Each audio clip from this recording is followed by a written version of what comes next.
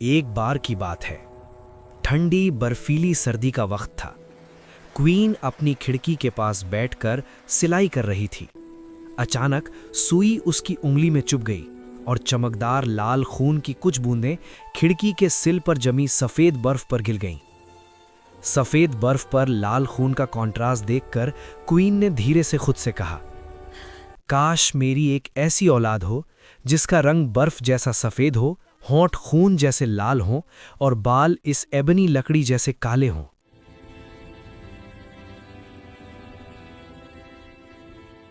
ज्यादा वक्त नहीं गुजरा था कि क्वीन ने एक बेबी गर्ल को जन्म दिया, बिल्कुल वैसी ही जैसी उसने सोचा था। उसकी स्किन बिल्कुल सफेद, लिप्स गहरे लाल और बाल रात जैसे काले थे। हम इसका नाम स्नो वाइट रखेंगे। लेकिन ये खुशी ज्यादा दिन टिक नहीं पाई। थोड़े ही टाइम बाद क्वीन की मौत हो गई।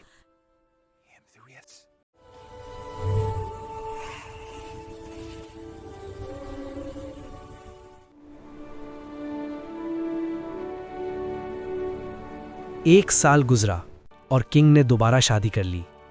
नई क्वीन बहुत खूबसूरत थी, लेकिन साथ ही घमंडी और जालिम भी। उसे ये बात बिल्कुल बर्दाश्त नहीं होती थी कि कोई भी उससे ज्यादा ब्यूटीफुल हो।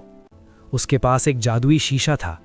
रोज वो शीशे के सामने खड़ी होकर पूछती, मिरर मिरर बताओ सबसे ज्यादा ब्यूटीफुल कौन है?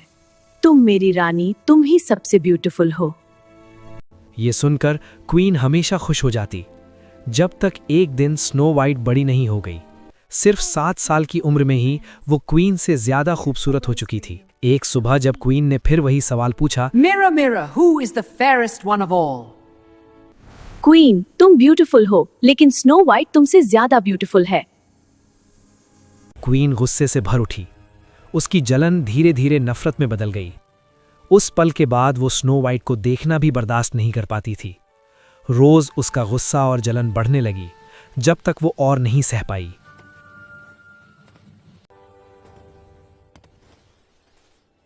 स्नो वाइट को जंगल ले जाओ, उसे मार दो और सबूत के तौर पर उसका दिल मेरे पास ले आओ। हंट्समैन स्नो वाइट को गहरे जंगल में ले गया।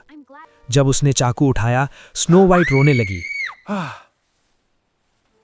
प्लीज मुझे मत मारो, मुझे छोड़ दो, मैं कभी वापस नहीं आऊंगी। हंट्समैन ने उसका मासूम चेहरा देखा और उसका दिल पिघल गया। वो इतनी अच्छी और खूबसूरत थी कि वो उसे मार ही नहीं सका। उसने कहा, भाग जाओ बच्ची और कभी लौटकर मत आना।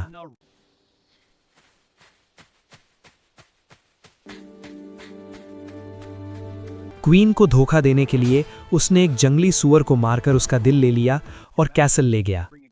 क्वीन ने समझा स्नो वाइट मर चुकी है। उस दिल को पकवाया और खा भी लिया। उधर स्नो वाइट अकेले अंधेरे जंगल में भटक रही थी। पेड़ उस पर झुकते हुए लग रहे थे। पत्तों की हल्की सी आवाज पर भी वो डर जाती थी। ओ मैं कहां पर हूं? मैं क्या करूं? कहां जाऊं? वो घंटों तक भागती रही, बिना जाने के कहां जा रही है। आखिर जब सूरज ढलने लगा, उसे एक खुला सा मैदान मिला, जहां एक छोटा सा घर था।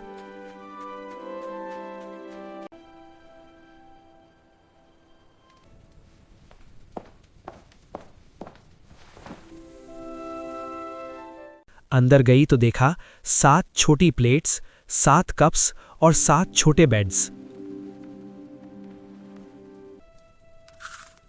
वो भूखी और थकी हुई थी। हर प्लेट से थोड़ा सा खाया, हर कप से थोड़ा सा पिया, फिर एक एक बेड ट्राई किया और एक बेड बिल्कुल सही लगा। Through the snow we march tonight, lanterns glowing, hearts so light, winter's whole away at break of day. रात को 7 ड्वार्फ्स पहाड़ों से माइनिंग करके वापस आए। देखो, हमारे घर में कोई आया है। किसने मेरी कुर्सी पर बैठा? किसने मेरे कप से पिया? किसने मेरी प्लेट से खाया? कोई मेरे बेड पर सो रहा है और अभी भी वहीं है। ये कौन है? ये कितनी खूबसूरत है। उन्होंने उसे जगाया नहीं, उसे सोने दिया और रात भर ड्वार्फ्स बारी बारी से जागते रहे।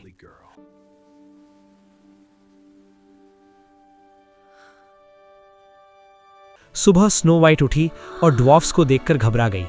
लेकिन वो सब बहुत फ्रेंडली और काइंड थे। उन्होंने उसका नाम पूछा और पूछा कैसे वो यहाँ तक पहुंची। स्नो वाइट ने सब बता दिया, बुरी स्टेप मदर, हंट्समैन, जंगल में भटकना। ड्वार्फ्स बोले, अगर तुम यहाँ रहकर घर साफ रखती हो, खाना बनाती हो, तो हम तुम्हारे साथ रह सकते हैं, हम तुम्हें प्रोटेक्ट करेंगे। किसी को दरवाजा मत खोलना, तुम्हारी स्टेप मदर जल्दी जान जाएगी तुम जिंदा हो। पैलेस में क्वीन ने फिर शीशे से पूछा, क्वीन, तुम ब्यूटीफुल हो, लेकिन स्नो वाइट तुमसे ज्यादा ब्यूटीफुल है। क्वीन पागल हो गई। मैं हार नहीं मानूंगी। वो बूढ़ी पेडलर औरत बनकर पहाड़ों से गुजरते हुए ड्वार्फ के घर पहुंची। खूबसूरत लेस, सुंदर रिबन्स। स्नो वाइट ने दरवाजा खोल दिया। Oh, how lovely.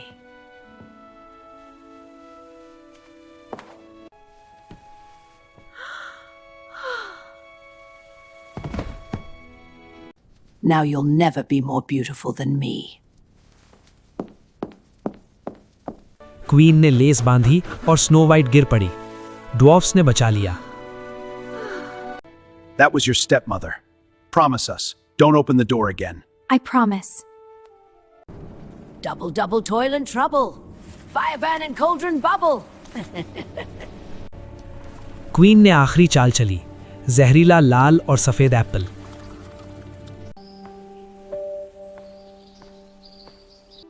Would you like this apple, dear? I can't let anyone in. That's all right. Here, I'll cut this one in half. You eat the red side, I'll eat the white. इस बार snow white ने एक bite लिया और जमीन पर गिर पड़ी। इस बार ड्वार्फ्स कुछ नहीं कर पाए। वो सांस नहीं ले रही थी। 3 दिन तक रोए, फिर शीशे का कॉफिन बनाकर पहाड़ पर रख दिया।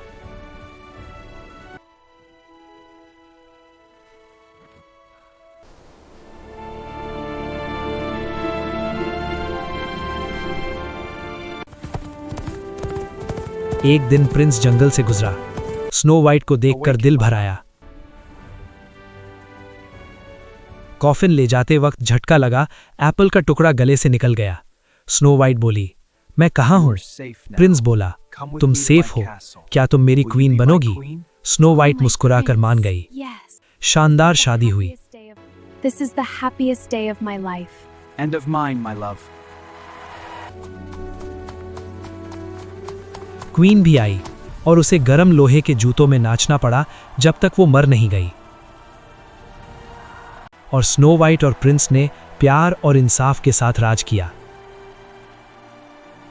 ड्वार्फ्स मेहमान बनकर आते रहे और सब हमेशा के लिए खुशी से रहने लगे।